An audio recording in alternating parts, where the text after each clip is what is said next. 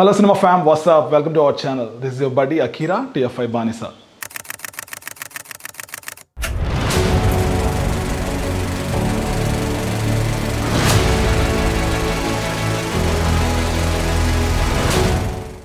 ఘాటి అనుష్క గారిని శీలావతి అనే ఒక పవర్ఫుల్ అండ్ రూత్లెస్ క్యారెక్టర్తో డిజైన్ చేసిన మూవీ ఇది. And obviously it's a Krish Jagarlamudi film.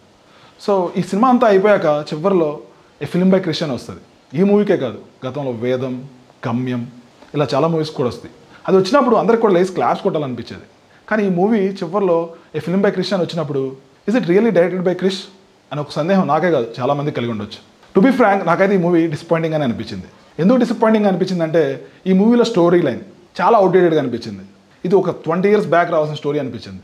అలాగే ఘాటి అనే ఒక వరల్డ్ క్రియేట్ చేసినప్పుడు ఇప్పుడు ప్రస్తుతం ఉన్న ట్రెండ్లో ఘాటి అనే వరల్డ్ని చాలా ఇంపాక్ట్ఫుల్గా, అలాగే అక్కడ ఉన్న క్యారెక్టర్స్ని ఎమోషనల్గా జనాలు కనెక్ట్ అయ్యేటట్టు చూపించలేకపోవడం నిజంగా డిసప్పాయింటింగ్ అని అనిపించింది.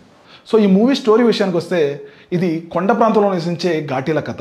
అక్కడ ఉండే ఒక రూత్లెస్ గ్యాంగ్ ఈ ఘాటీలందరినీ చిన్న పెద్ద ఆడ మగ అని భేదాలు లేకుండా గంజాయి వాడడానికి గాడిదలాగా ఉపయోగిస్తూ ఉంటారు. వాళ్ళ భవిష్యత్తుని నాశనం చేస్తుంటారు. అదే వర్గానికి చెందిన శీలావతి వాళ్ళ బావ దేశీరాజు ఈ గ్యాంగ్కి ఎలా ఎదురెడ్డి నిలబడ్డారన్నదే ఈ సినిమా కథ. ఈ cinema story routine revenge drama అయినప్పటికీ ఘాటి అనే నేపథ్యం యాడ్ చేయడం వల్ల ఈ సినిమాకి కొత్తదనం వచ్చిందనే చెప్పాలి. అలాగే డైరెక్టర్ రూట్ లెవెల్లోనే గంజా ఇష్యూని ఆపేయాలి అని చెప్పాలనే ప్రయత్నాన్ని మనం మెచ్చుకోవచ్చు. అనుష్క గారి క్యారెక్టర్ క్రిష్ గారు ఒక సూపర్ స్టార్ లాగా, ఒక క్వీన్ లాగా డిజైన్ చేశారు. ఎందుకంటే సెకండ్ హాఫ్లో వచ్చే యాక్షన్ పార్ట్లో ఆమె అందరు నరుక్కుంటూనే వెళ్ళిపోతుంది, ఎక్కడ ఆగదు, ఎవ్వరికి భయపడదు.